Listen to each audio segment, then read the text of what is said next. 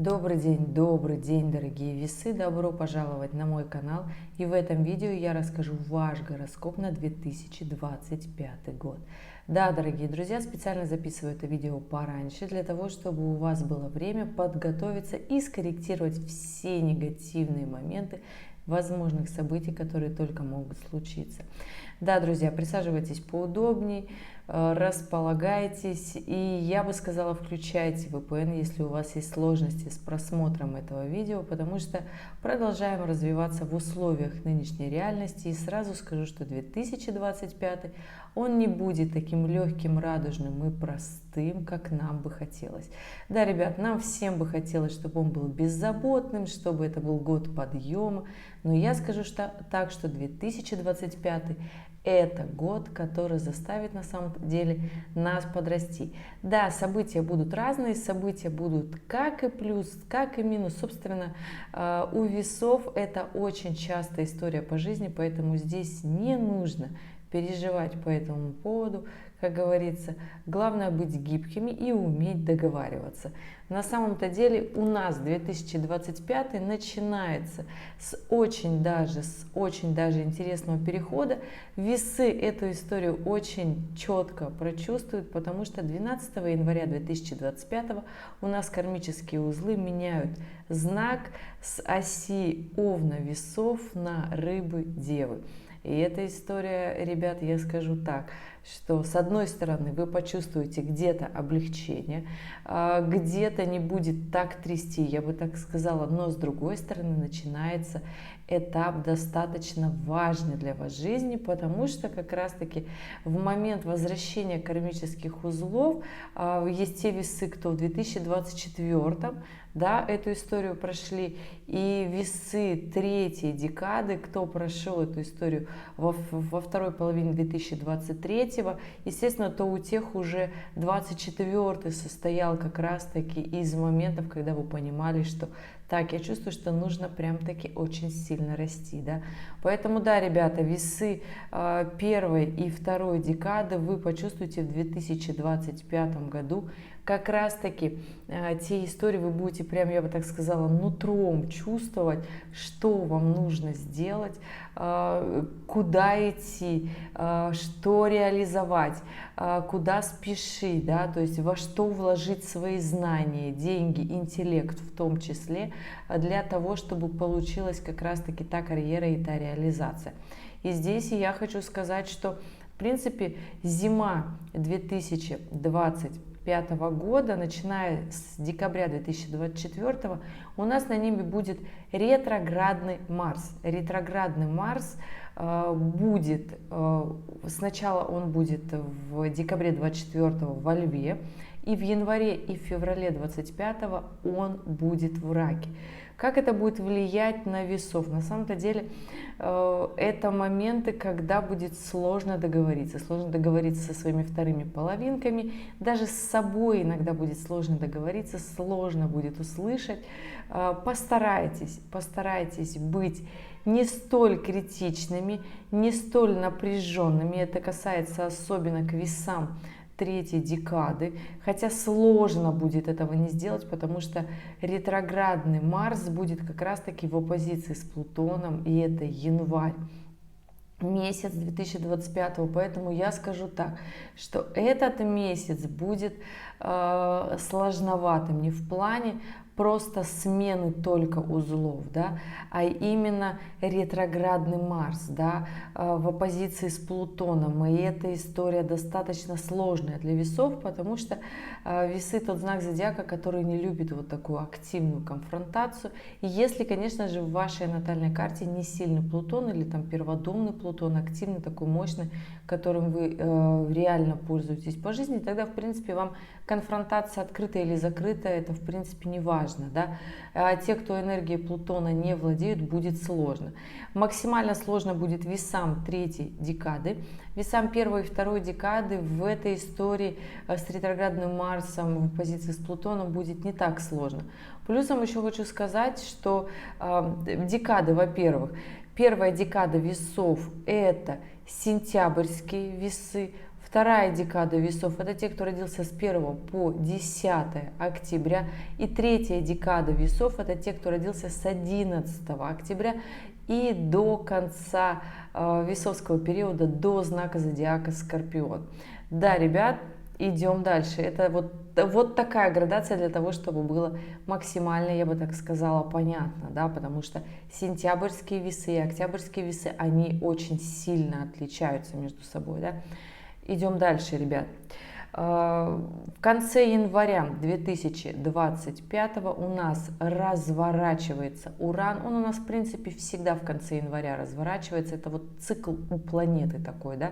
Поэтому здесь я бы так сказала, что история с ретроградным Ураном не будет такой сложной у весов первой декады. Сентябрьские весы вы почувствуете, что вот какие-то определенные события, как будто удача складывается и будет вам хорошо. Поэтому здесь, конечно же, внедряйте как можно больше нового неожиданного. Единственное, все проекты, которые связаны с будущим, они могут остановиться. Не просто потому, что там у вас все сходится, да, потому что люди, которые вас окружают, могут с этой энергией не справиться, потому что Уран такая достаточно мощная планета, событийная. И здесь история того, что очень часто, когда приходит, случается разворот Урана, да, то есть если он случается на гармоничных аспектов, у весов первой декады это будет гармоничный аспект. Весы второй и третьей декады, я бы так сказала, что не очень-то сильно прочувствуют энергию этой планеты, то есть не будет штормить так сильно, поэтому здесь спокойно делайте, внедряйте, продолжайте всю свою работу, которую вы хотели внедрить. Здесь, я бы так сказала, не будет определенных сложностей.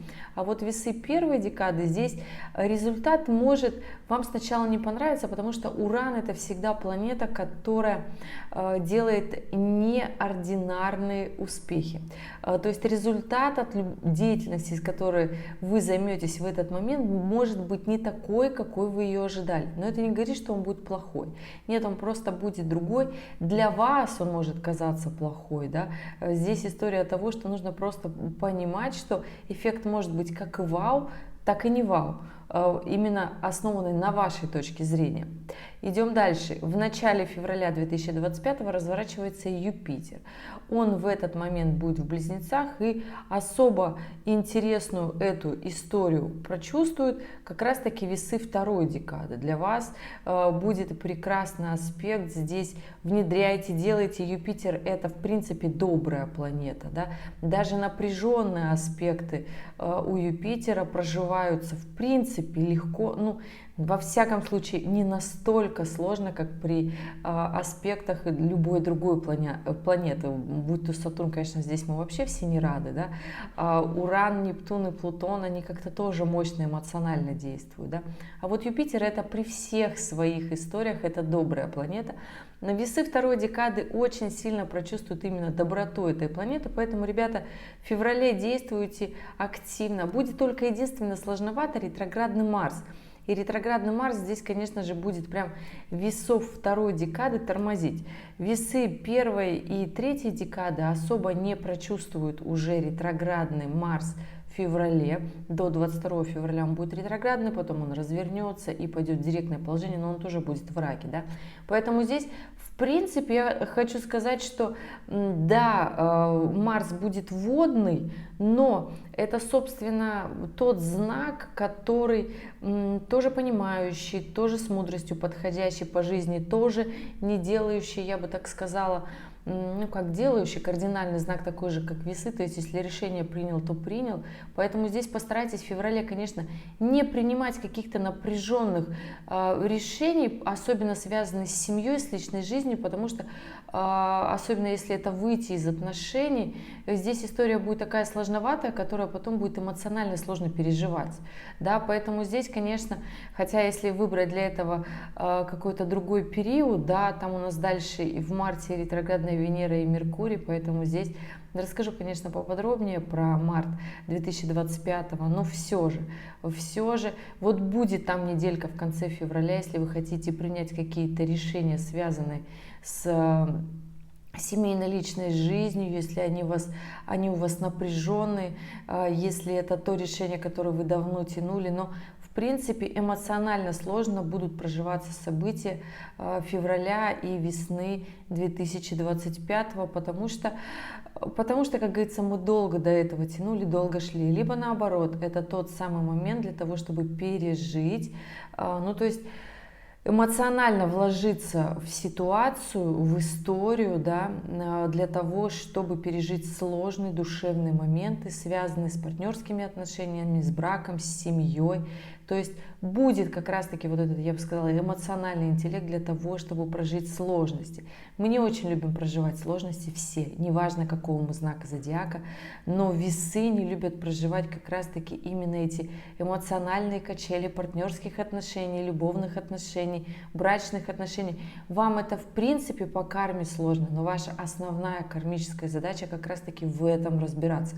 У нас у каждого свои кармические задачи, но у знака зодиака весы именно вот такая сложная задача быть гуру в партнерских семейных отношениях, в любовных отношениях, да, именно те, которые навсегда, надолго, именно те отношения, которые, особенно если они кармичные, это вообще сделать очень сложно, да, особенно если у вас кармичные отношения, есть такие, их немного на самом деле, люди очень часто говорят, что у нас кармичный союз, не у всех так, да, но если у вас заполненный 7-й дом в натальной карте, вы знак зодиака весы, значит здесь нужно покопаться и посмотреть. Да, ребят, февраль будет эмоционально сложным для любовных, семейных отношений, поэтому старайтесь здесь идти на компромисс и, я бы так сказала, душевно решать те вопросы, которые не очень-то хочется решать. Но только мудростью и терпением можно этот момент пережить. В работе делайте прекрасно, обдумывайте, внедряйте все, что хотите. Разворот Юпитера в первой неделе февраля вам вообще никак не помешает, будет только в плюс, поэтому здесь делайте, получится наоборот, я бы так сказала, в работе, в социальном статусе, в обучении, в том числе выделиться на фоне остальных, поэтому здесь пожалуйста, внедряйте. И да, идем дальше. У нас март, этот сложный март 2025. Если вы смотрели уже по асценденту или как-то по другим ключевым историям, другие гороскопы, вы прекрасно понимаете, что март, он вообще в принципе у всех будет сложный, эмоционально сложный. Не потому, что мы тут все люди плохие, потому что грядут глобальные события в этом мире. И да, ребят, здесь я бы, конечно, сказала, что март 2025 начинается, я бы сказала, очень даже бодро. Со 2 марта у нас на небе ретроградная Венера, ваш единственный управитель, и ретроградная Венера будет со 2 марта по 12 апреля. Ретроградная Венера начнет свое движение в Овне. Совершенно не та энергия, которая присуща знаку зодиака Весы. Здесь захочется со вторыми половинками спорить, здесь захочется доказывать, здесь захочется манипулировать, здесь захочется страстных, бурных романов на показ. Но скажу так, переживаться вот эти истории, да, осмысливаться, жить-то вот в этих историях будете вариться как раз-таки вот эти 1,5 месяца до 12 апреля. А осмысливаться они все будут вот как раз-таки после этого периода и еще май, потому что вот столько Венера будет у нас находиться в Овне, я бы так сказала, это история, которая вообще не по весовским энергиям будет штормить, захочется романов, свиданий, то есть весна начнется очень даже активно, захочется вернуться, я бы так сказала, в ту самую реку, в которой однажды уже были. Здесь истории с бывшими, здесь бывшие романы, отношения, бурные романы.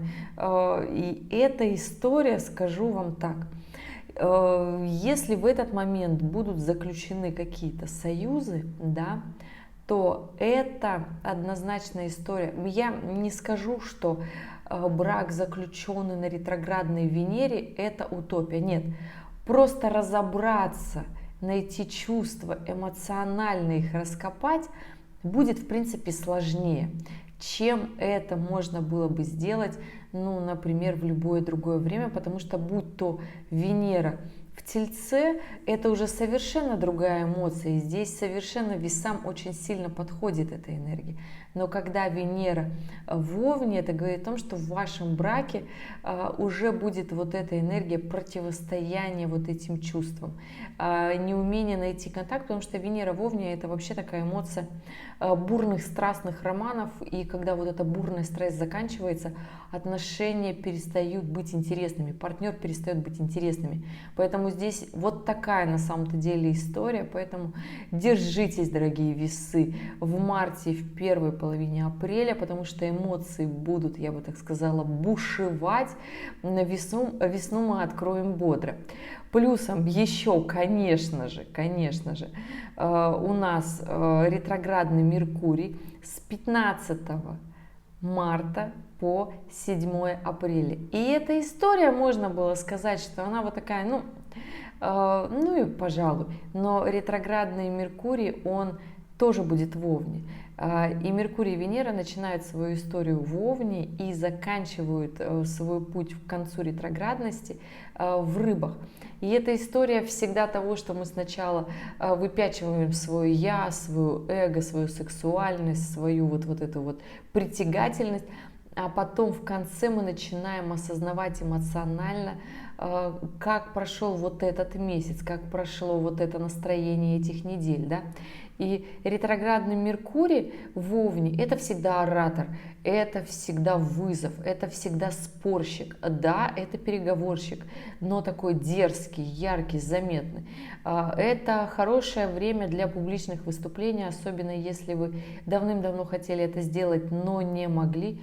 Пожалуйста, выступайте на публику, вас явно заметят. Прекрасно для этого момента. И я вам так скажу, что здесь будет очень много ярких моментов вот в этом марте, потому что у нас еще не просто ретроградная Венера и Меркурий, у нас еще и коридор затмений с 14 по 29 марта. И этот коридор затмений начнется в Рыбах, а закончится тоже в Овне. И эта история, коридор затмений начнется с лунного затмения, закончится солнечным, и это убывающий лунный цикл. То есть ничего нового я вам не скажу внедрять, а вот внедрять все старые прошлые дела и проекты, завершать что-то, ставить где-то точку в каких-то отношениях, в отношениях рабочих, в отношениях с людьми. Получится очень хорошо, быстро и дерзко. Но здесь и опять же, ребят, все гораздо прозаичнее. У нас 30-31 марта, в зависимости от того, где вы проживаете, в каком полушарии, где-то 30, где-то уже 31 марта, у нас меняет знак Нептун. Он переходит с Рыб на Овны. Чувствуете, да, какой вообще для Весов эмоционально сложный месяц? И здесь я бы так сказала, что события-то будут основаны на эмоциях. Здесь все истории связаны как раз-таки выдержать эту бурю эмоций. Так как Весы — это тот знак, который... Вот кто-то говорит, что это постоянно сомневающийся знак. Я бы сказала, что это знак, который постоянно взвешивает свое решение. Но если Весы примут какое-то решение в этот момент своей жизни, оно будет кардинальное, потому что Весы являются кардинальным знаком, и здесь, ребята, я вам так скажу, что ваши кардинальные решения, они будут такими яркими, мощными, запоминающимися. Было бы хорошо, если в этот момент вы приняли решение, например, к концу марта, да, к концу коридора затмений и перехода начать какую-нибудь там аскезу. Прекрасно. Начать свое продвижение, развитие, учебу, развиваться, реализовываться, потому что там как раз-таки у нас и, я бы так сказала, будет соединение, большой такой мощный стелиум из Венеры, Меркурия, Нептуна и Сатурна. То есть здесь хватит и такой заземленной энергии, мощности для того, чтобы продвигаться вперед. То есть вам будут понятны ваши решения, действия, да? Вам будут, я бы так сказала, даны внутренние такие силы, моторчик, резерв для того, чтобы действовать. Кому будет сложно в этот момент как раз-таки? Весам, тем Весам, кто родился в начале весовского периода, вот прям на стыке с девами, да, Вот вы очень сильно прочувствуете вот эту историю, она будет очень сложная, она будет мощная, особенно если весь последний год, 2025, у вас, я бы так сказала, были эмоциональные качели, много слез было пролито, много было событий, которые вам не нравились, эмоционально вас затягивали в депрессию. То есть здесь, ребята, я бы так сказала, это будет такой финальный момент, потому что как раз-таки здесь такой апогей, да, как раз-таки, когда Нептун переходит в Овна, и он будет делать прям четкую оппозицию на весов, кто родился в самом начале весовского периода.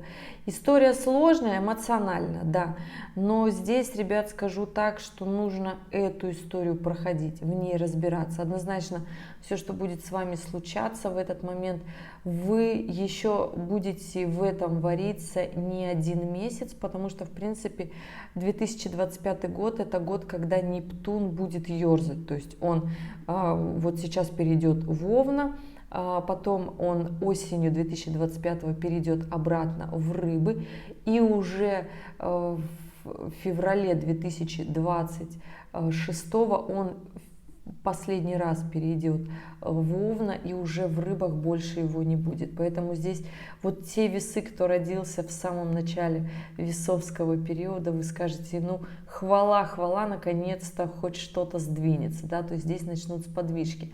Но понимайте, что чем быстрее вы выполните те события, которые у вас в жизни происходят, и вы думаете, оно как-то само пролетит, ребят, не пролетит. Быстрее надо разобраться, вложить туда силы, эмоции, проехать и пойти дальше, потому что, как правило, вторая петля, она всегда легче, если в первую мы максимально вложились.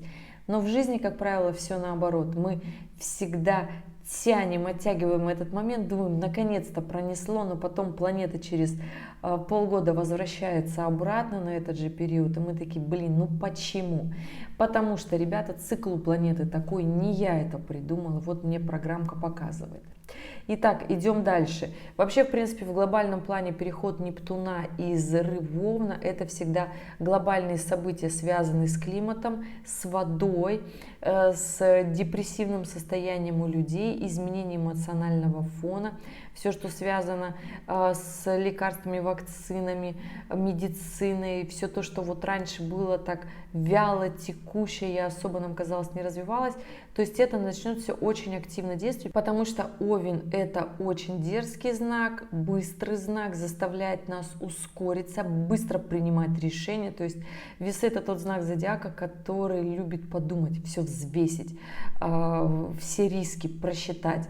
Овен нет, он не просчитывает вообще никаких рисков, и Нептун в этом знаке гораздо более дерзкий, несгибаемый вообще.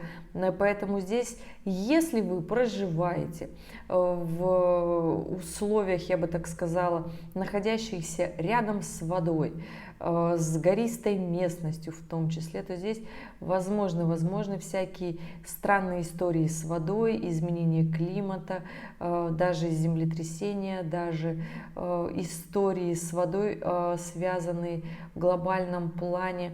Это либо пожары, засухи, либо наоборот наводнения. То есть здесь все, что связано с огнем и с водой, оно будет взаимодействовать как можно больше. Ну, естественно, все конфликты, связанные с водой, из-за воды в том числе. Ну и история с климатом начнет разворачиваться гораздо сильнее, мощнее, глобальнее. Поэтому здесь, конечно же, дорогие, запаситесь загранпаспортом, который будет, я бы так сказала, не лишним, особенно если вы где-то рядышком с водой живете. Ну и для того, чтобы принять верное решение в момент действия, потому что там как раз-таки в момент перехода Нептуна у нас еще и ретроградный Меркурий, когда все любые документы подготавливаются очень долго, да, и заканчивается же ретроградный Меркурий 7 апреля, и здесь история того, что он закончится в Рыбах, в знаке, который не очень-то торопится что-то нам подготавливать, особенно если это касается документов, это обычно пустые обещания, которые очень долго потом нам когда-нибудь вернутся, да, или выполнится в наш адрес. Поэтому, ребят, скажу так, события марта и первых 2 недель апреля – это история достаточно сложная, да, то есть мир начнет очень сильно меняться, очень быстро меняться. Нептун точно так же отвечает за миграцию и иммиграцию, и когда Нептун был в рыбах, это был переезд людей такой более, можно сказать, экологичный, сейчас это модное слово, да, более такой медленный и плавный. Нептун в Овне – это перемещение с большой скоростью, то есть очень быстро люди начнут менять место жительства, дислокации. И здесь история того, что решения будут приниматься в спешке. Не принимайте эти решения в такой большой, глобальной, мощной, сильной спешке. Сделайте это заранее, подумайте, возможно, где бы вы хотели жить, в другом каком-то месте. Давно об этом думали. Ну и скажу так, не всем нужно переезжать. Это просто потому, что очень много людей, которые живут на своем месте, им там нравится, им там хорошо. Но необходимо будет просто улучшить свои условия. И это тоже на самом-то деле история очень сильная и очень интересная, потому что у нас, собственно, расскажу, у нас же и Сатурн еще меняет знак, и эта история тоже достаточно быстро смены места жительства, но здесь как раз-таки про улучшение жилищных условий, не про переезд, потому что у нас Сатурн был еще пока есть в рыбах, он тоже в 2025 году поменяет свой знак и перейдет в Овну, но это будет уже в мае. Но для этого у нас в начале мая случится как раз-таки история, связанная с ретроградностью Плутона. Первую неделю мая у нас Плутон уходит в ретроградные движения. И здесь история того, что эта история хорошо повлияет на весов первой декады. Плутон – это планета бизнеса, это реализации планета. Планета, когда мы развиваем активно свои мощные пробивные качества. И в первую неделю мая он уходит в ретроградное движение. Плутон будет ретроградный с 3 мая по 13 октября. И здесь, дорогие мои, история того, что нужно в этот момент просто раскачивать больше свою силу, мощь, активность, деловую хватку. Не сказала про апрель, потому что апрель, я бы так сказала, будет эмоциональным месяцем, который, это затянутый, пролонгированный эффект от марта 25-го, да, поэтому если вы справляетесь с силой, с мощью вот событий, которые будут случаться, переживаете их, то тогда, конечно же, и март и апрель действуйте. Но скажу одно, делайте помарку на ретроградность планет, потому что ретроградная Венера и ретроградный Меркурий будут вносить свои коррективы. Если же вы хотите продолжать дело, которым давным-давно занимались, я вам больше скажу, и оно у вас не получалось, делайте. В марте прекрасное для этого время, для прошлых проектов, для старых, которые давно не получаются, не знаю, какие-нибудь там запуски, какое-то новое дело, какое-то обучение в том числе. Прекрасно делайте, прекрасно будет. Да? У весов, по крайней мере, второй декады будет прекрасно с этим все хорошо получаться. Здесь вам, я бы сказала, такой карт-бланш, весы второй декады. Да? Весы третьей декады, здесь, конечно же, включается эта история в апреле, вторая половина апреля и май, ваши абсолютные спутники для продвижения, активности, действия, сложности, мощностей. Все будет прекрасно. Поэтому здесь все зависит от усилий, от ваших усилий, которые вы сможете сделать. Максимально штормить в марте и в апреле будет весов первой декады. Те, кто родился на стыке прям рядышком с девами. Всех остальных весов не настолько будет очень сильно, я бы так сказала, аспекты в личных транзитных картах выкашивать, но если только по личным показаниям, да, действуйте, ребята, действуйте активно, мощно, особенно если ваша работа связана с активной такой общественной деятельностью, чтобы быть на показ. Прекрасно, заявите о себе, это хорошее для этого время, особенно если у вас это долгое время не получалось. Те, кто работают на обычных работах по графику, здесь скажу, что тоже не будет какой-то такой определенной сложности, мощности. Здесь главное быть внимательным, потому что ретроградные планеты, конечно же, вносят свои коррективы. Будьте внимательны, будьте усидчивы, будьте, я бы так сказала, знаете, очень коммуникабельными для того, чтобы разрешить сложные вопросы. Я бы так сказала, коммуникабельность — это главный такой принцип в 2025 для того, чтобы у весов все было хорошо. Вообще это такой вообще в принципе по жизни такая история у весовская, да, быть коммуникабельными.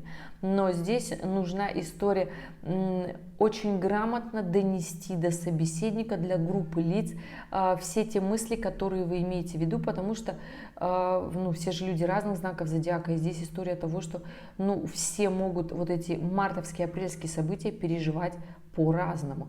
Имейте это тоже в виду, будьте где-то снисходительны, я бы так сказала. Да?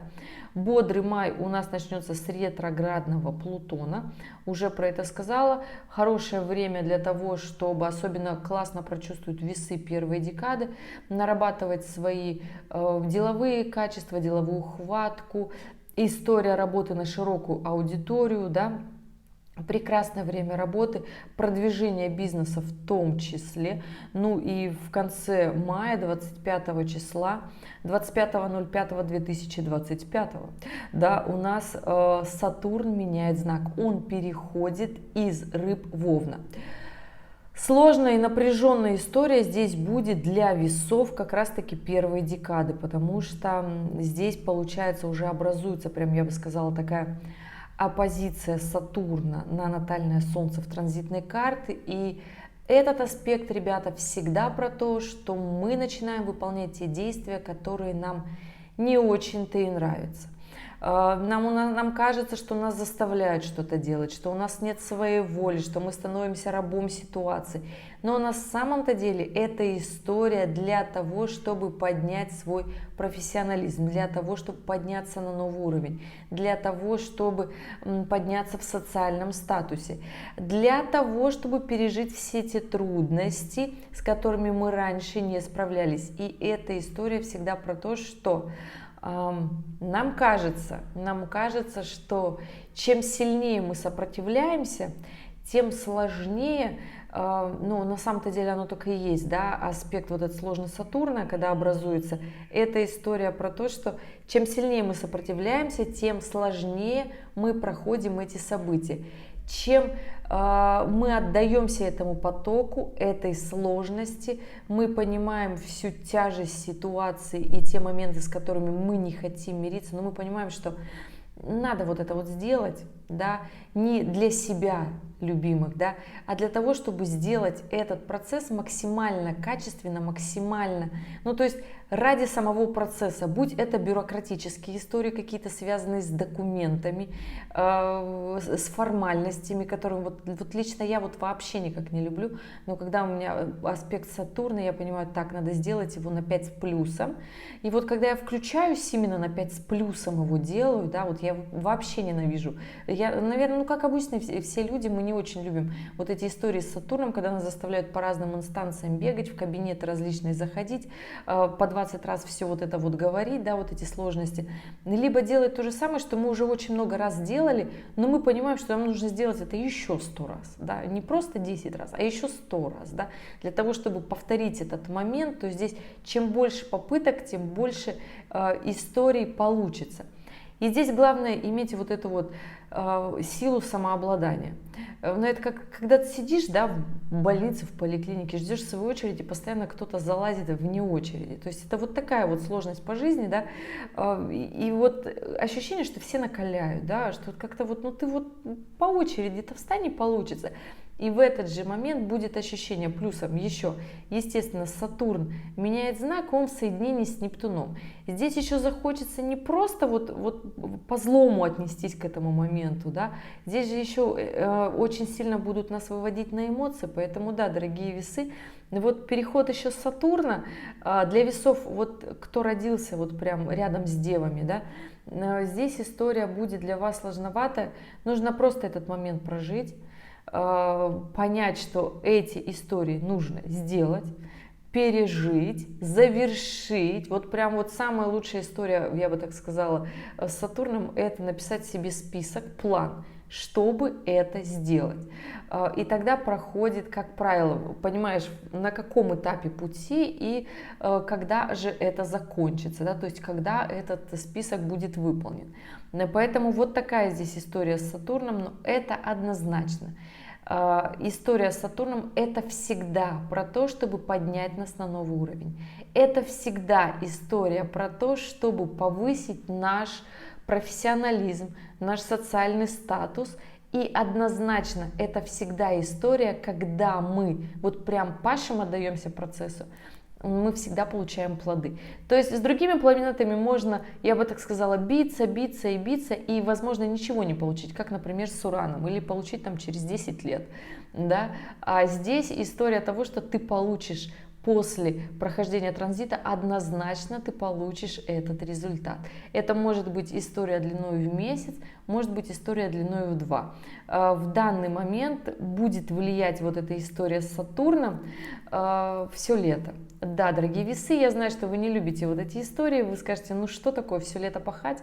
Ну просто потому что 25 мая Сатурн меняет знак, в начале июля, в середине июля он уходит в ретроградное движение, и до первой недели сентября он находится еще в первых градусах Овна. И здесь история, конечно же, про то, что бюрократические дела будут активные, мощные, я бы так сказала, даже агрессивные, но тем не менее они растянутся на 3 месяца лета. Да, ребят, никак не могу по-другому вот эту историю еще рассказать. Ну и потом, естественно, с первой недели сентября Сатурн вернется обратно в Рыбы и уже на весов влиять не будет, по крайней мере, в 2025. Вот такая история с Сатурном, который меняет знак 25 мая 2025. Скажу дальше, что в этот момент, ну, ребят, ну не все вот так будет сложно, да. Просто вот у весов, кто родился на стыке с девами, будет вот такая сложность в 2025. Другие весы не прочувствуют эти напряжения, аспекты, они придут чуточку позже, да. У весов первой декады полностью, да, эта история развернется в 2025 году, в первом полугодии. У весов второй декады эта история будет второе полугодие 2026 и 27 первое полугодие, ну и там далее уже весы третьей декады. Поэтому, ребята, вот такая история. Сатурн находится в каждом знаке примерно 2 года. Вот такой у него цикл. И здесь история однозначно того, что стоит пройти вот эти определенные сложности для того, чтобы подняться выше. Почему сложности случаются? Не потому, что мы люди плохие, нет, потому что мы засиделись на одном месте, кораблю безопасней в порту, но он не для этого строился. Вот такая философия, ребят. Не скажу, что эта история будет очень сложная, муторная и напряженная, нет. В мае и в июне весы третьей декады почувствуют, я бы так сказала, активность и мощь. Здесь Юпитер будет как раз-таки идти по близнецам третьей декады, и вы будете ощущать вот эту продуктивность, активность, действие, мощь. Поэтому здесь реализовывайтесь, ни в коем случае не сидите, не грустите. 10 июня 2025 у нас Юпитер меняет знак с Близнецов на Рака. И здесь история того, что уже этой легкости и продуктивности не будет. Поэтому, дорогие весы, если вы смотрите сейчас мой гороскоп, который вышел в августе 2024, понимаете, что Юпитер находится всего лишь 1 год, прокатывается по одному знаку. Да? И здесь история того, что пока он в Близнецах, у вас есть все силы, амбиции, активность и удача. Очень многие люди всегда мне спрашивают про удачу. И да, ребят, у вас есть эта удача для развития, для продвижения, для расширения своих профессиональных качеств, для их внедрения, для того, чтобы заработать больше, для того, чтобы масштабироваться, для того, чтобы вас узнали как личность, личность профессиональную. Поэтому 2024-2025 активное время для продвижения. Даже в сложных моментах, тем более в сложных моментах, когда мы уходим в реализацию, у нас все получается, с учетом того, что весы это в принципе знак зодиака, который должен быть по жизни реализован. То есть у вас должна быть профессиональная деятельность, деятельность, которая связана либо с консультированием, связана с общением с людьми, постоянными контактами, постоянной коммуникацией. У кого-то чрезмерная публичность, у кого-то нет. Но человеком вы должны быть в своей профессии узнаваемым. Если же вас, как человека в профессиональной деятельности, не знают, то нужно как раз-таки выходить и в 2024 втором полугодии, и 2025 первое полугодие. Это прекрасное время для реализации, и Юпитер, и удача, и профессионализм с ним связанный вам помогут. Вот такими, собственно, будут и май и июнь для весов третьей декады. Ребята, внедряйте. Ну и вот он самый июль. Да, месяц на самом-то деле сложный, потому что у нас в июле 2025 очень много событий. Событие раз. Это история, связанная с переходом Урана. У нас Уран меняет знак, он из Тельца переходит в Близнецы. Это случится 7.07. Да, 7 июля еще будет очень много красивых заголовков, я думаю. Астрологи, нумерологи напишут, я не буду. Я в этом гороскопе расскажу, больше я эту дату нигде не буду светить, поэтому даже не пишите ее подробно. Сейчас подробно расскажу, как именно вот прям на вас, дорогие весы, будет влиять. Очень сильно почувствуют эту энергию весы. Вот как раз вот те, кто мне говорил, вот нам сложно, Сатурн и Нептун нас поддавливают. Ребят, скажу так, что здесь Уран придет вам помогать. На самом-то деле сложность Урана заключается в том, что Уран связан с проектами будущего, с профессией, с социальным статусом, в том числе с нашим развитием, с проектами, связанными с друзьями, с коллективами, с большими группами, с фондами. И здесь история однозначно про то, что Уран, мощная планета, дает результат не совсем ординарный, не совсем тот, который нам нравится. И здесь, конечно же, если вы понимаете и можете прочувствовать энергию этой планеты, и вы вот с такой вот мощной нахлынувшим потоком можете прекрасно работать, взаимодействовать, тогда пришло ваше время. Да, Уран меняет знак, и очень сильно это прочувствуют весы как раз-таки первых денечков весовского времени. Вы почувствуете и скажете, потому что когда Уран приходит на таких аспектах, говорит, вот это повезло, вот это отлично, вот это вот классно. И здесь Уран на самом-то деле поможет, даст силы. Если с этой энергией не справитесь, то будете думать, да что шарашит-то так? Будет на самом деле вот такая история.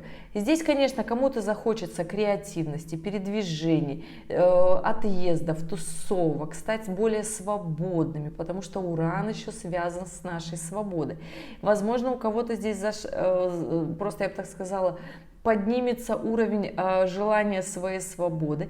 Уран это еще планета, которая связана с разводами в том числе, поэтому, ребят, понимаете, что шарашить на самом-то деле будет сильно. Ребят, идем дальше. Что еще в июле 2025 у нас еще не просто Уран меняет знак, у нас еще Сатурн и Нептун становятся ретроградными. С 5 июля в ретроградное движение уходит Нептун, который в Овне в этот момент.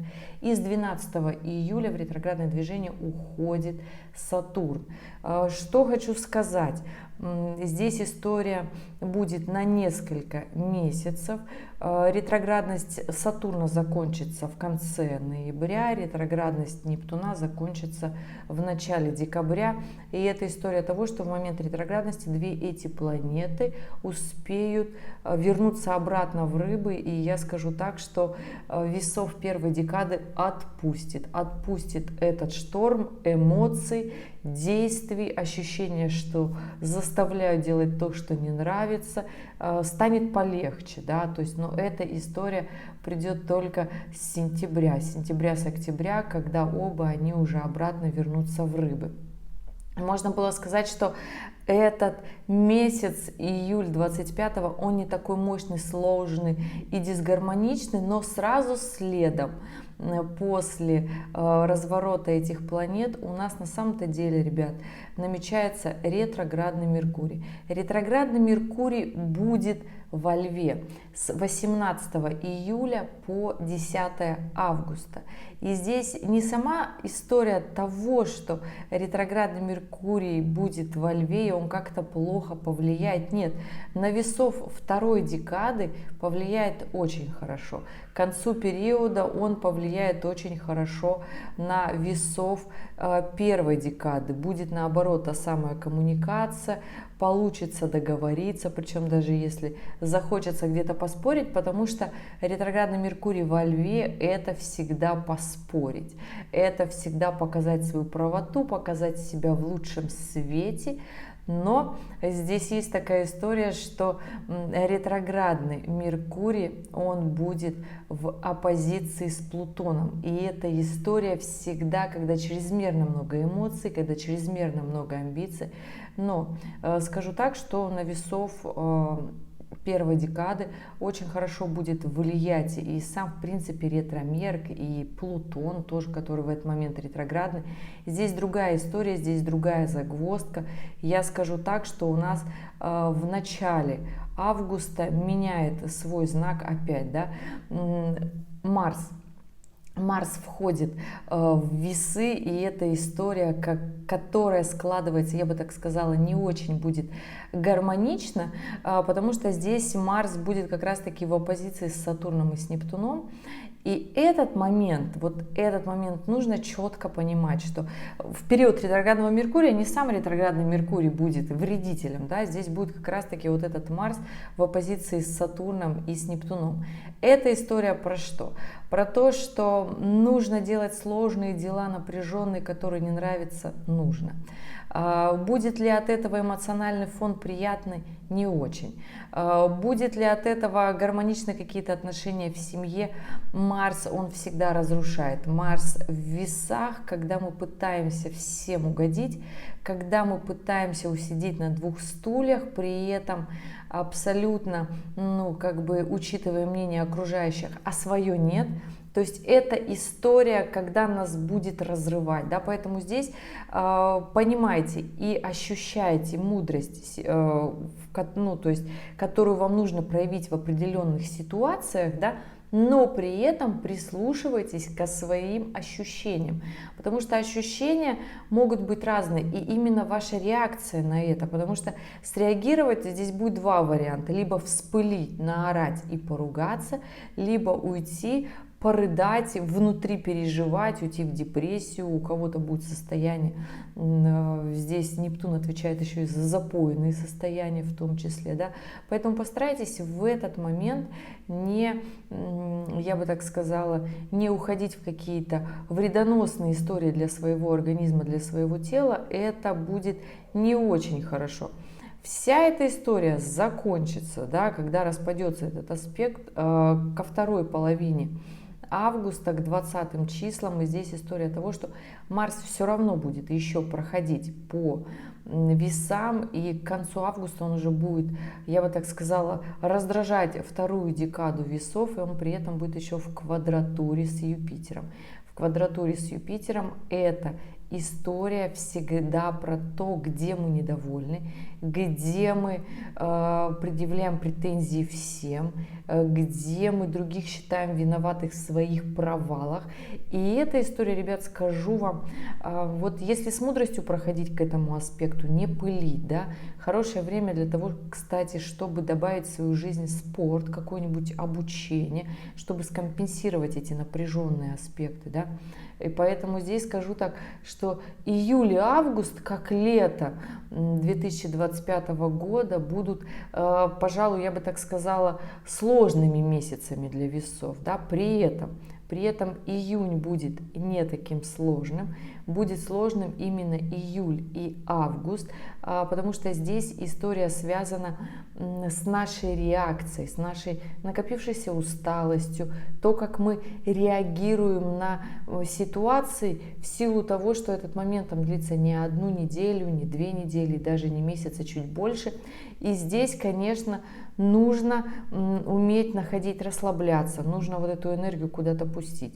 Классно пустить ее в работу, в дело, в отдых, если пустите в отдых, может не получиться тот самый кайф, который хочется, потому что когда мы все-таки тратим время и деньги на отдых, на отпуск, на поездку, мы как минимум ожидаем, что нам будет классно, что мы хотя бы получим то, что мы хотим. А здесь будет история такая, что мы вроде как и денег заплатили, и время себе выделили, и все должно сложиться вроде как хорошо, а на деле получается, что там не получилось, там не срослось, там бронь слетела, там деньги потерялись. И вот эта накладка на накладку, получается такое нервное напряжение, когда приходится ругаться с людьми. Поэтому здесь, ребята, скажу, что август не очень удачное время для отдыха, но все-таки, если вам захочется с минимальными потерями, постарайтесь отдохнуть. Я все-таки желаю вам накопиться, все-таки лето, солнышко, отдых, поездки, все прекрасно, но в июне это сделать гораздо будет лучше, или в том же мае, вот если так сказать, да, то здесь история, конечно же, с летом для весов будет не очень, особенно у второй декады весов получится отдохнуть так себе, собственно, как и первая декада, кто в начале весовского периода родился на стыке с девами, да, поэтому здесь смотрите и понимаете на чашу весов, как говорится, поставьте свои личные приоритеты, может быть, стоит отдохнуть чуточку пораньше, либо чуточку позже. Идем дальше, у нас с вами, ребята, осень 2025, и что у нас в начале этого интересного периода? У нас с 1 сентября как раз таки меняет знак Сатурн, он выходит из Овна, возвращается в Рыбы, и здесь уже будет полегче весам первой декады. Вы скажете, ну наконец-то будет отступать вот это вот чувство пахоты, да, но все-таки оно еще сохранится до конца сентября, уже аспект будет расходящийся, но как на Сатурне все расходящиеся аспекты, они проживаются максимально сложно, и здесь хочется, конечно же, себя уже погладить и сказать, ну когда же, ну когда, ну ко второй половине сентября будет прям реально полегче. И здесь история еще не просто то, что Сатурн у нас меняет знак в ретроградности, да, у нас еще с 5 сентября уходит в ретроградное движение Уран.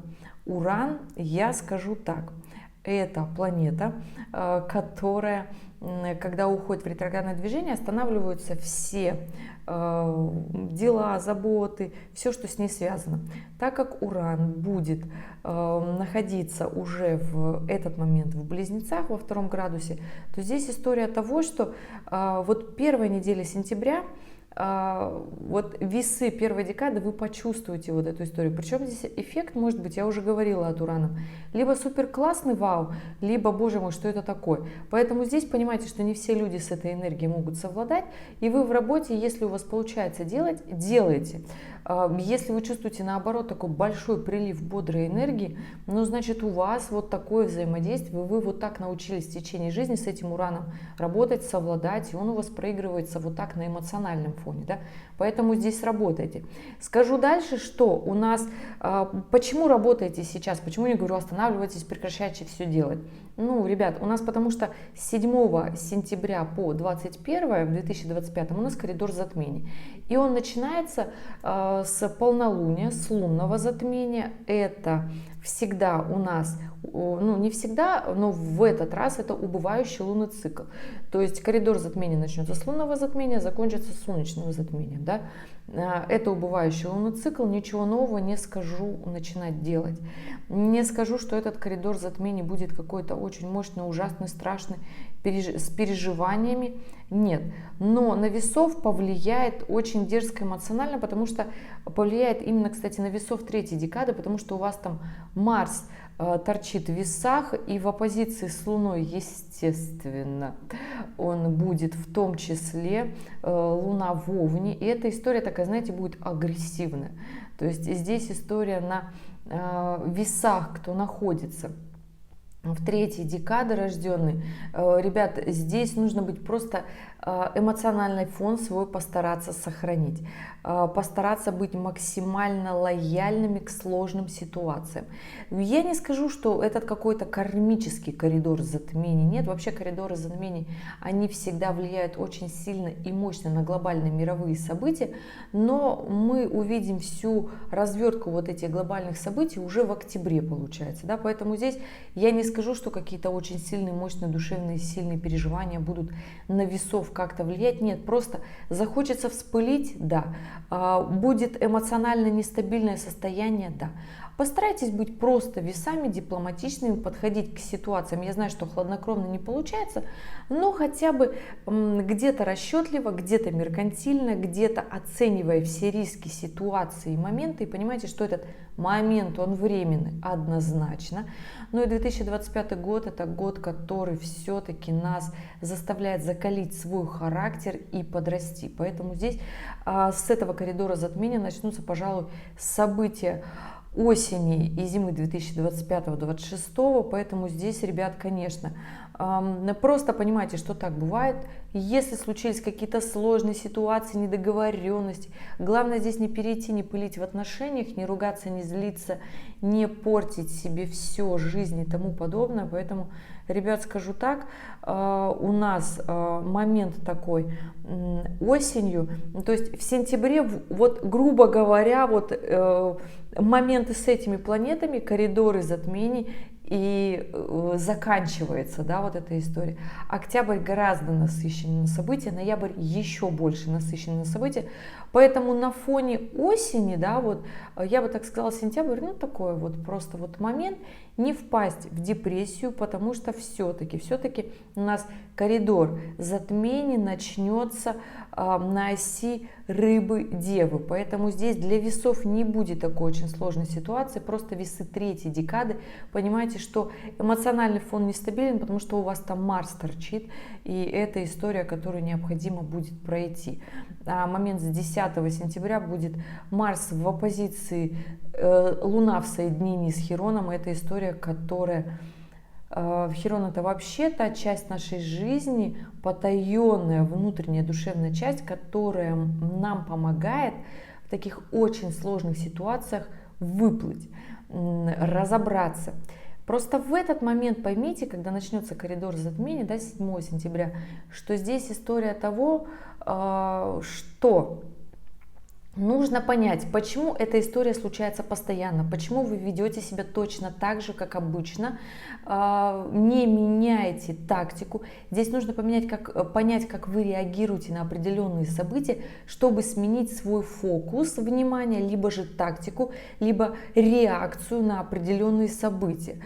Естественно, вся эта история случается перед весовскими днями рождениями. Естественно, вы будете подводить итоги своего года, очередного года, да, то есть и этот год, можно сказать, с момента выхода этого гороскопа, он тоже выйдет перед вашими днями рождениями, и это всегда такая черта, да, пройти как бы новый рубеж, да, подвести итоги очередного года.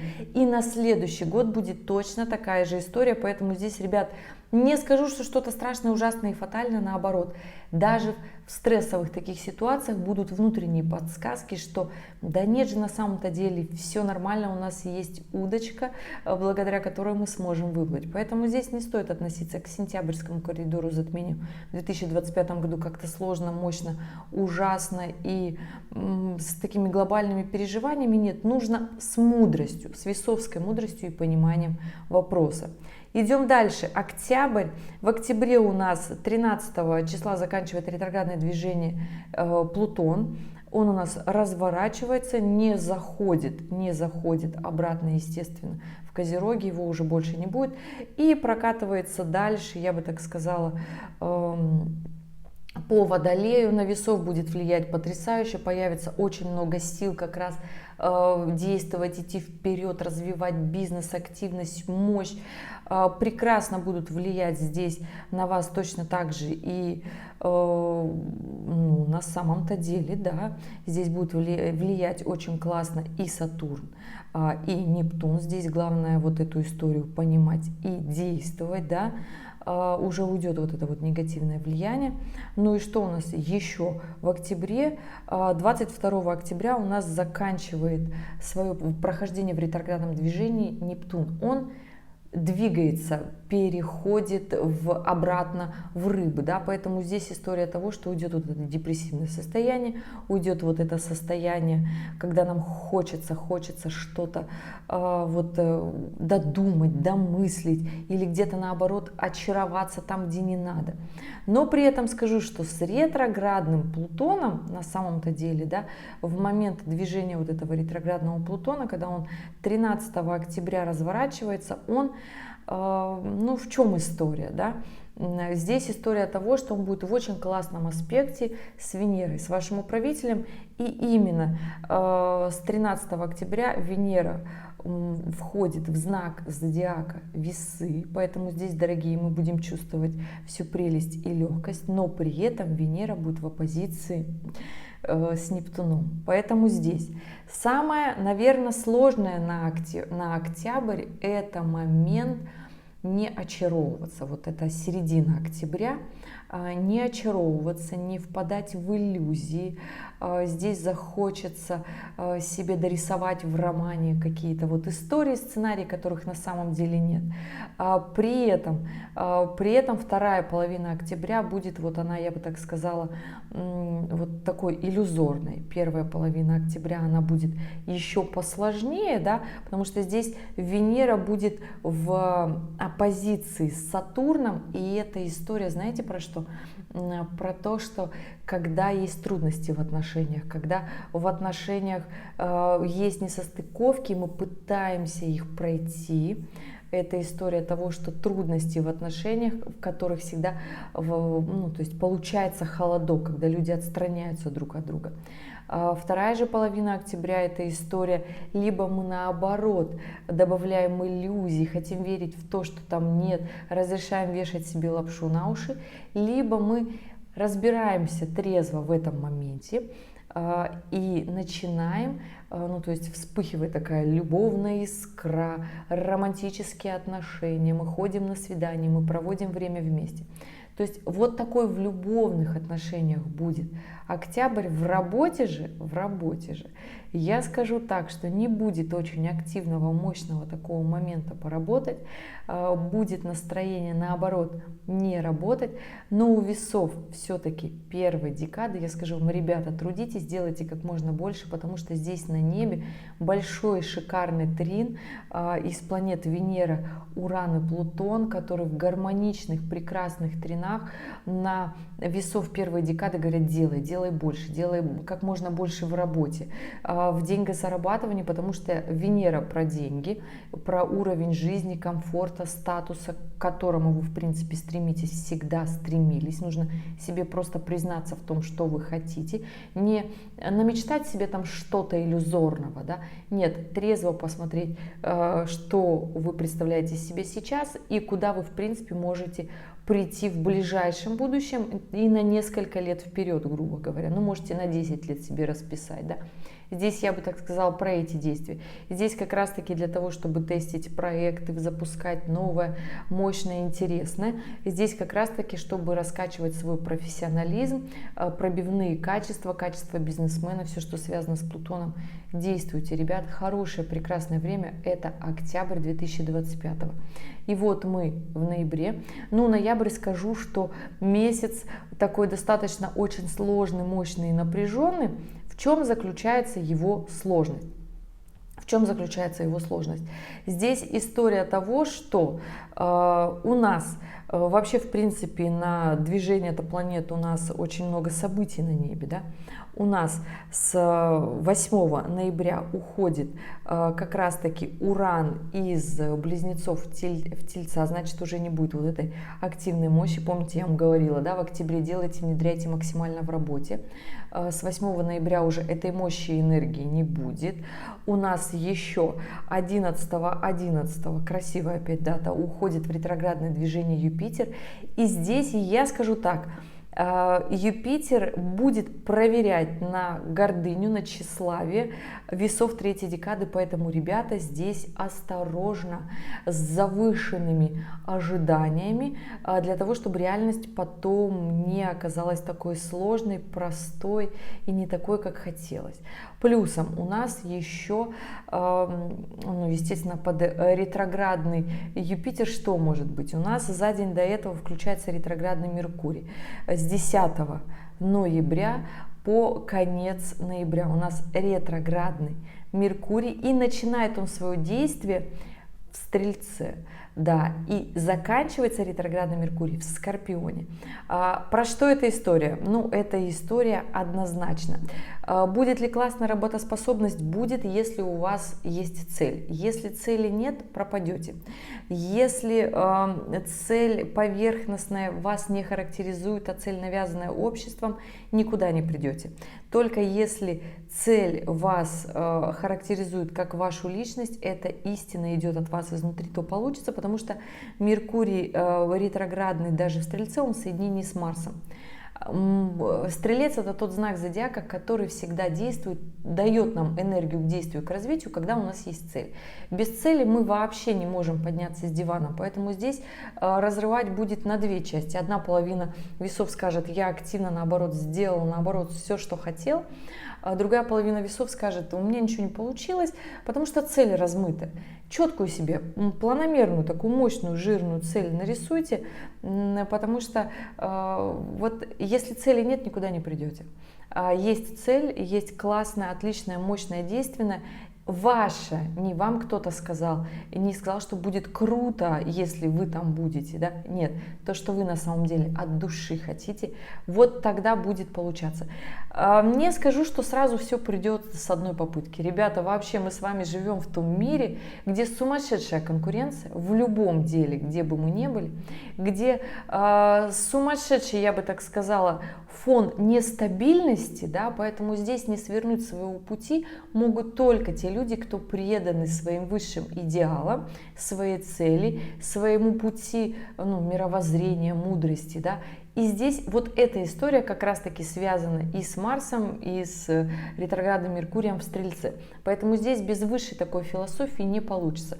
Почему вы занимаетесь этим делом столько лет, и вы еще до сих пор не оказались там, где вы хотите? Ну, просто потому что, ребят, все истории сейчас, которые связаны с тем, что за месяц быстро заработать очень много денег, и если вы там за 3 недели, за месяц этого не делали, значит, вы что-то делали. Ребят, так не бывает. Для того, чтобы прийти туда, куда прийти, это становится делом жизни. Это постоянная работа, от которой ты получаешь кайф, ты любишь ей заниматься. Это невозможно. То есть нужно в любой профессии получить опыт. И потом начинается вот это усложнение своего опыта от одной ступеньки к другой. Не хочется в это верить, хочется смотреть и видеть красивую картинку, потому что так проще. Когда начинаешь заниматься любимым делом и понимаешь, что не получилось так быстро, как хотелось, приходит вот это как раз-таки выгорание.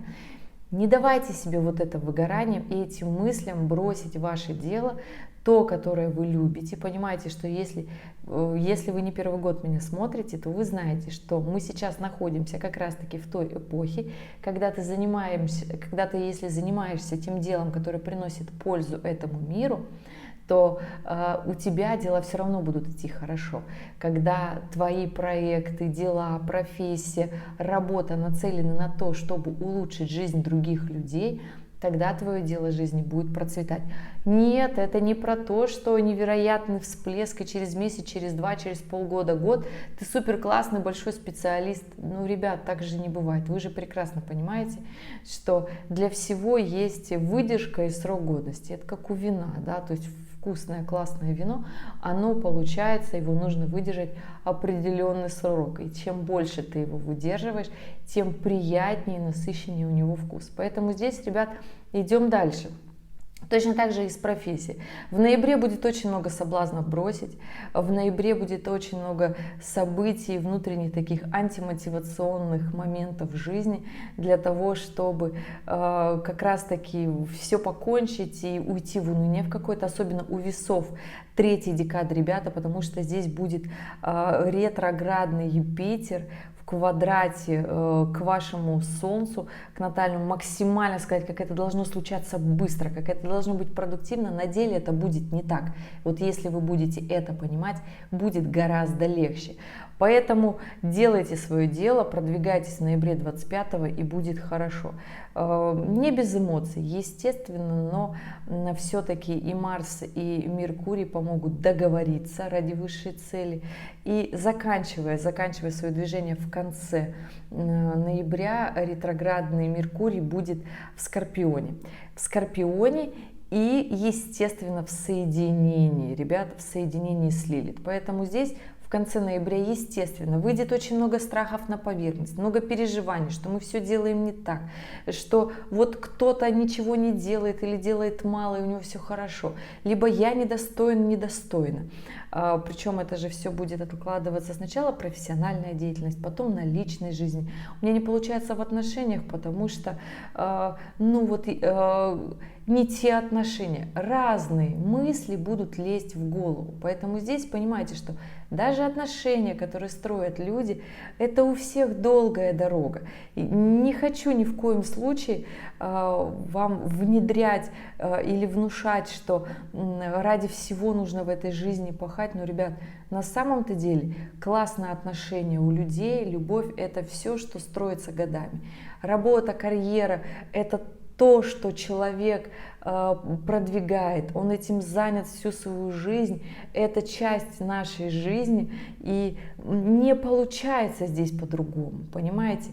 То есть это всегда большой запас времени, прочности, нервов, нашей души, то, как мы это делаем и занимаемся.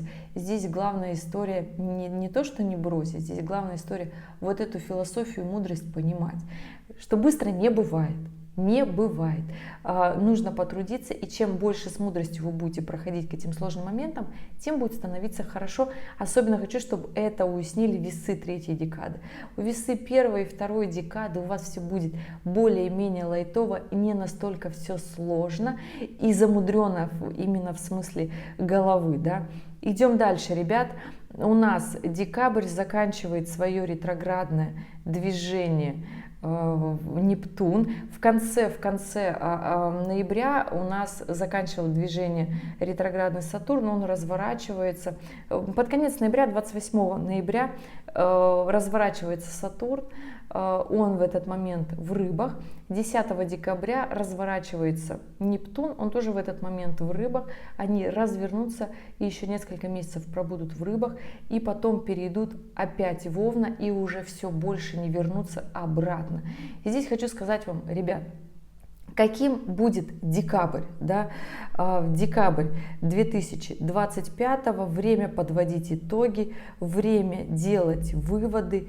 Я скажу так, что здесь история, связанная с тем, как прошел год, как прошли мысли. Ну, вообще после ноября скажу, что придет такая немножко легкость, что ли, да, или там чувство не то что расслабленности, а уже чувство, что хочется просто отдохнуть. Не скажу, что месяц будет очень таким сложным, мудреным, напряженным, нет. Уйдут страхи, уйдет такое напряжение. Наоборот, истории, связанные с работой, с карьерой, с профессионализмом, но будут эту историю чувствовать весы первой декады. У весов первой декады вообще эта история будет состояние: так, я мало чего сделала, мне надо это делать, начать внедрять, потому что здесь будет Марс в Козероге, в квадрате к весам первой декады. Здесь, конечно же, понимаете, что все дела не сделаете. Если вы чувствуете, что энергия шарашит, делайте что-то продуктивное, сложное, чтобы максимально внедрить. Можете заняться спортом, тоже хорошее для этого время, чтобы эту энергию активную, агрессивную, марсовскую, такую жесткую, пробивную усмирить. Ну, либо же занимайтесь делами, бизнесом, проектами. Не скажу, что эта история про то, что 31 декабря вот у нас вот так останавливается жизнь и все. Вообще, ребят, нет. Скажу, что это просто очередной этап 31 декабря, 1 января, и сказать, что как мы проведем новогодние дни и каникулы следом, да, не скажу, что будет очень плохо как-то у весов, наоборот, придет вот это расслабление, но будет внутреннее ощущение гонки. Не загоняйте себя, не загоняйте себя. Если же не можете расслабиться, все равно в январе расслабитесь. Здесь уходят такие, я бы сказала, аспекты сложные, мощные, напряженные. Будете отдыхать, будет все хорошо, по крайней мере. Ну вот, весы 3-й декады себя не пилите, потому что здесь ретроградный Юпитер, и будет все хорошо. А ощущение-то будет, что я недостаточно много сделал, что непродуктивно, что сейчас самое время, вот эта гонка. Не загоняйте себя. Это основная такая история. На ретроградном Юпитере все равно получается криво. Получается внедрить то, на деле после того, как транзит уходит, ощущение того, зачем я вообще это столько всего делал. Лучше бы я просто отдыхал, что-то учился, что-то бы делал. Да, и я вам также скажу, поэтому весы 3-й декады займите себя чем-то реально продуктивным, без гонки, без напряжения. Точно так же, как и весы 1-й и 2-й декады. Здесь Марс будет в квадратуре. Здесь ощущение внутреннее. Просто внедрите какой-то стабильный спорт, какую-нибудь, я не знаю, физическую активность, которая вам нравится. Ну вот хотели вы йогой заниматься, занимайтесь йогой. Марс в Козероге любит йогу, планку, растяжку, что-то такое. Бросьте, я не знаю, например, курить, если вы курите много, да. Начните правильное питание, здоровый образ жизни, бегать. Хорошее время для какого-то такого занятия, для своего здоровья. Не для того, чтобы себя загонять, да. И не нужно здесь заниматься никаким биохакингами, не нужно здесь заниматься какими-то историями, резко сесть на ПП. Вообще нет, ребят. Просто если вы понимаете, что вам хочется что-то сделать, но вы не понимаете, что сделать, что-то полезное. Начните засыпать пораньше и просыпаться пораньше с рассветом. Ну, я не знаю, хотя рассвет зимой бывает не рано, да. Просыпайтесь пораньше, делайте зарядку, сделайте себе режим дня, потому что как-то вот, чтобы вот эту энергию стабилизировать. И подводите честные итоги года 2025, потому что в 2025 это будет год, особенно для весов 1-й декады, годом изменения, да? Год, когда мы начинаем жить по-другому, активнее. У кого-то начинает разваливаться все старое, у кого-то, наоборот, приходит вот это вдохновение с Нептуном, мощное, активное, как я хочу жить, как я хочу чувствовать, как я хочу делать, да, и это прекрасно. У кого-то приходит вот это вот ощущение, так, мне нужно попахать, мне нужно поработать для того, чтобы достичь, да, то есть моя аскеза, которую, сейчас модно это очень слово, да, которую я беру на этот год, на это 2, это поработать, потрудиться. Особенно эта мысль придет к весам 1-й декады. Весы 2-й декады, я скажу, что будут более-менее расслаблены, только вот осень у них будет напряженная, ребят. И здесь история того, что просто потому что Юпитер будет проверять на гордыню, на тщеславие, на то, как мы хотим достичь путем меньших затрат наших эмоциональных, душевных, в принципе, в работе, да, в профессионализме, потому что Юпитер — это социальная планета. А весы 3-й декады у вас все будет гораздо скромнее, сложнее только под конец года. Здесь история, конечно же, тот же самый Юпитер, тот же самый «я хочу много», но не будет так яро и активно получаться, да. Поэтому здесь пустите свой профессионализм либо во владение новых навыков, либо не старайтесь ругаться и доказать близким, что они вот не такие. И в принципе близким, и окружающим в том числе, потому что в принципе Юпитер — социальная планета. Да, он идет по раку в 2025-2026 году, но эта история все-таки начинается все с близкого круга общения и заканчивается, конечно же, все нашими социальными друзьями, коллегами, обществом, да, поэтому, ребят, скажу так, год на самом-то деле 2025 Для всех знаков зодиака будет непростым, но это история подъема на новый уровень. То есть нужно уже прийти к той мысли глобальной, кто вы, кем вы хотите стать, какой уровень, какого уровня масштаба ваша личность. Здесь нужно честно тебе сказать. Конечно же, во второй половине года здесь будет нести, потому что Юпитер будет в квадратуре, да, и захочется прям очень много, очень неординарно. В первой половине года будет как раз-таки очень много сил и эмоций для того, чтобы более трезво на эту историю посмотреть на свою жизнь и написать себе как раз-таки вот эти списки, чего вы хотите. Но если вы посмотрели это видео в самом начале, когда оно только вышло, то у вас еще есть время подготовиться и до внедрения и перехода планет, соединения вот этих аспектов, как раз-таки много чего сделать. Но при этом скажу, что очень много возможностей ждет, особенно весов в первой декады в 2025. Поэтому, дорогие мои, любимые, я, естественно, скажу вам: действуйте. Действуйте, сохраняйте мудрость, следуйте зову своему сердца, знака зодиака весов, потому что это тот знак зодиака, который все-таки старается быть дипломатом, принимать взвешенные решения и всегда следить за тем, что сказать. Говорите только нужные вещи и понимайте, что это не просто слова, следуйте своему сердцу, тому, что говорите и делаете. Ребят, спасибо, что были здесь, спасибо, что досмотрели это видео до конца. Оставляйте вопросы, если они у вас есть. Я в режиме свободного времени буду, естественно, отвечать. Ну и по классике в конце актуальные ролики, в течение года их буду дополнять, чтобы они всегда были в тренде.